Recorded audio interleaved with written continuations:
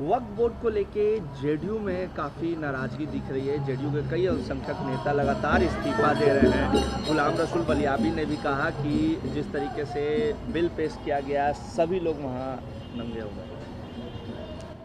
वक्फ bill संशोधन जो दोनों सदनों से पारित हुआ, जनता दल यू ने तो सदन के बाहर और सदन के भीतर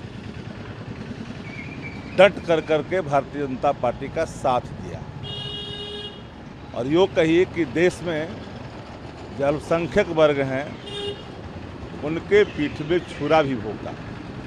और मैं लगातार कहता रहा कि नीतीश कुमार का चेहरा कभी भी सेकुलर नहीं रहा है। वो सदैव भारतीय जनता पार्टी के वो हर निर्णय के साथ रही है जो निर्णय एक धर्म विशेष के जाता है।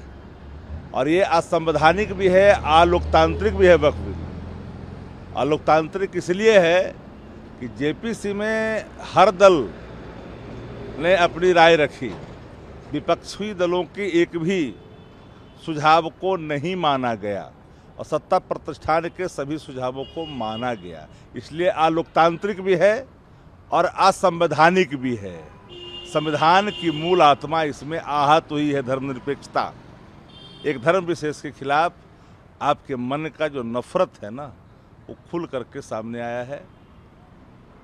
लगातार जेडीयू के नेता इस्तीफा भी दे रहे हैं। देखिए, जदयू के अंदर में उबाल है, बवाल भी है, क्योंकि जदयू में जितने भी अल्पसंख्यक वर्ग के प्रतिनिधि हैं, जनप्रतिनिधि हैं, सब बेचैन हैं। सवाल है उनके धर्म पर हमला का।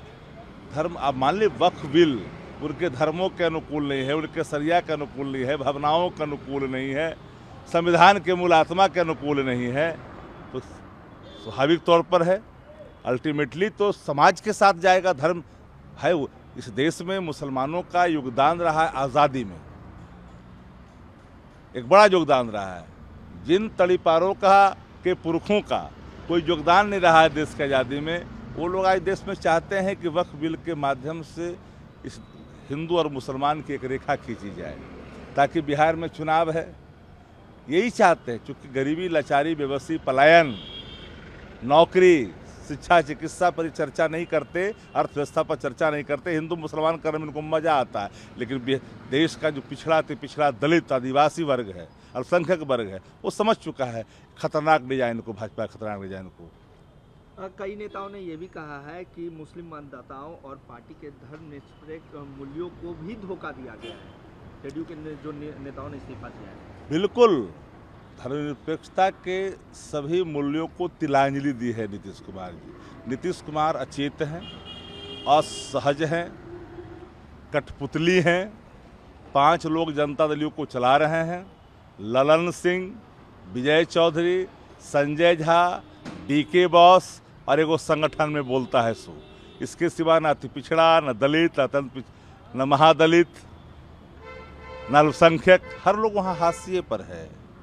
मुट्ठी भर लोग, 5 लोग के हाथ में जदयू चली गई है। जो जदयू 5 लोग के हाथ में गई, वो 5 लोग भारतीय जनता पार्टी की भूमिका अदा कर रहे हैं। आपकी पार्टी ने के नेता हैं अब्दुल वारिस सिद्दीकी ने भी कहा, और कई जेडीयू के लीडर्स भी कह रहे हैं कि ये जो फैसला है वो नीतीश कुमार का फैसला नहीं है, नीतीश कुमार ऐसे फैसले नहीं रहते, वो अचेत हो गए हैं, पार्टी कोई और चला रहा है। हमने कहा कि नीतीश कुमार अचेत है और अचेत हाथों में बिहार है। भारतीय जनता पार्टी नीतीश कुमार को कठपुतली बना कर करके राजनीति में, चुनाव में आगे बढ़ना चाहती है, पर ये भूल जाती है कि बिहार की आवाम के बीच में नीतीश कुमार जी के अचेतता के सारे भाव चले गए हैं।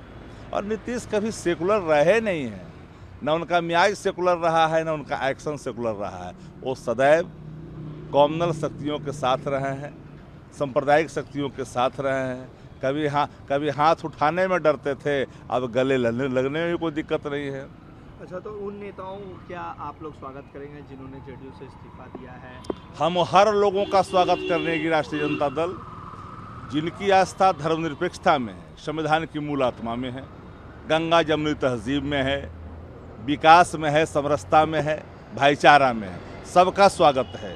कांग्रेस सांसद मोहम्मद जबड़े और एआईएम के प्रमुख असुद्दीन ओवैसी ने वक्फ संशोधन बिल 2025 के खिलाफ सुप्रीम कोर्ट। राष्ट्रीय जनता दल तो पहले ही ऐलान कर चुकी है कि कोर्ट जाएगी राष्ट्रीय जनता दल। अब इन दोनों नेताओं ने भी सुप्रीम कोर्ट। तेजस्वी यादव जी ने पहले ही ऐलान कर रखा है, आपने शायद देखा नहीं। तेजस्वी जी ने खुले तौर पर कहा है वक्फ के मामले में राष्ट्रीय जनता दल कोर्ट जाएगी। All India Muslim personal law board राष्ट्रपति द्रौपदी मुर्मू से भी वक्फ संशोधन बिल को लेकर औपचारिक रूप से राष्ट्रपति को तत्काल नियुक्ति का अनुरोध किया है। देखिए, पर्सनल लॉ बोर्ड ने निश्चित तौर पर एक बैठक भी देश के राष्ट्रपति को ही अंतिम हस्ताक्षर करनी है बिल पर। कई संगठनों ने, मुस्लिम संगठनों ने ये गुहार लगाई है कि ऐसे बिल पर रोक लगाया जाए।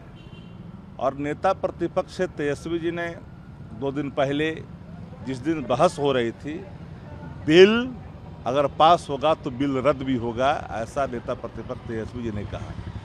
और फिर यह भी कहा कि जरूरत आन पड़ने पर हम उन सभी लीगल एक्शन लेंगे, जहां पर लीगल फ्रंट होगा वहां भी राष्ट्रीय जनता दल जाएगा। यह तेजस्वी जी का शुरू से ही स्टैंड रहा है।